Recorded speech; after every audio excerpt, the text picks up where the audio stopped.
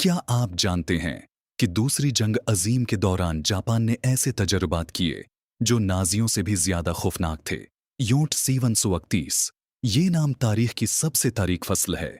तभी तहकीक के नाम पर जापानी साइंसदानों ने जिंदा इंसानों पर ऐसे तजर्बात किए जिनका तसव्वुर भी मुश्किल है।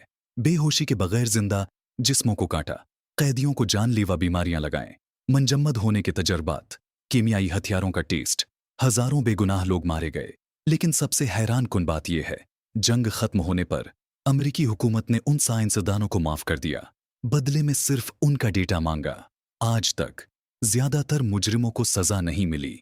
योट C-131 की हकीकत इतनी खौफनाक है कि जापान आज भी उसे छिपाने की कोशिश करता है।